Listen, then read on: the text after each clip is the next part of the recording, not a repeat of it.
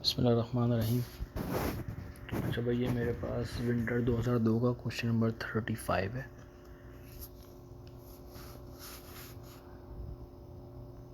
Winter 02 question 35। तो इसको start करने लगे हैं।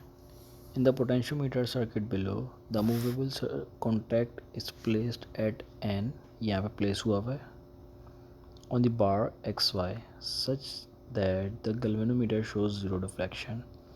The resistance of the variable resistor is now increased. इस variable resistor की resistance को मैंने बढ़ा दिया है. What is the effect of the increase on the potential difference across the wire XY on the position of the movable contact for zero deflection?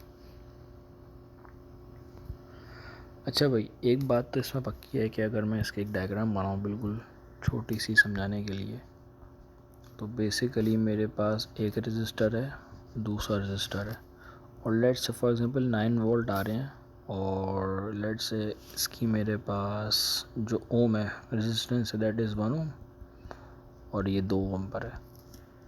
तो अब क्या होगा, इस पे जाएंगे 3 वोल्ट और इस पे जाएंगे 6 वोल्ट। एग्जाम्पल ले रहा हूँ, ज़्यादा रेजिस्टेंस ज़्यादा वोल्टेज खाता है, कम रेजिस्टेंस कम वोल्टेज खाता है।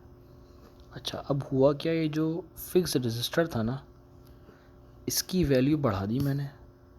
नाउ दिस इज़ नो मोर आपका 2 ओम, बल्कि ये हो गया आपका 3 ओम।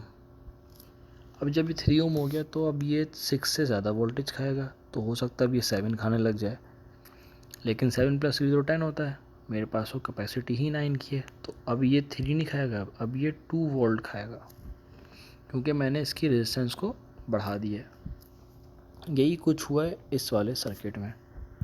अब इन साहब ने करा क्या हरकत है वो देख लेते हैं। इन्होंने इसकी रेजिस्टेंस को बूस्ट अप कर दिया, बढ़ा दिया। अब उससे होगा क्या, होगा ये कि फॉर एग्जांपल ओवरऑल जो वोल्टेज था वो फॉर एग्जांपल इसमें 9 वोल्ट था, और लेट से एक्स वाई के दरमियान में 5 वोल्ट यूज़ हो रहा था, और यहाँ पे लेट से 4 वोल्ट यूज़ हो रहा था।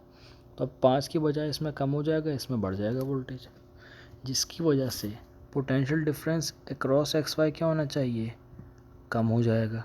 पहली बात, या तो इसका सी हो जाएगा या फिर इसका डी हो जाएगा। आई होप यहाँ तक तो बात क्लियर हो गई है, क्योंकि ए और बी में से इसकी पॉसिबिलिटी है ही नहीं, तो ए और बी पहली फुर्सत में पढ़ा दो। अभी सी है या डी है। अब सवाल ये है कि पोजीशन ऑफ मूवेबल कॉन्टैक्ट कहाँ जाए, ये एक्स के करीब जाए या वाई के करीब जाए। अब कंसीडरिंग द फैक्ट कि मेरे पास इसकी रेजिस्टेंस बढ़ गई है और इसकी रेजिस्टेंस कम हो गई है, और अगर मुझे कांस्टेंट रखना है तो अगर मैं इसको पीछे लेके जाता हूँ, इसका मतलब ये है कि मैं ये वाली रेजिस्टेंस, बेसिकली रेजिस्टेंस तो यहाँ से यहाँ तक की है ना भाई, ये तो मैंने बाईपास कर दिया। तो रेजिस्टेंस मेरी यहाँ से यहाँ तक की है, वो वैल्यू मुझे कम करनी है in order to compensate this thing, जिसकी वजह से मुझे इसको y की तरफ ही भेजना पड़ जाएगा। तो इसमें मेरा answer overall in the and D हो जाएगा।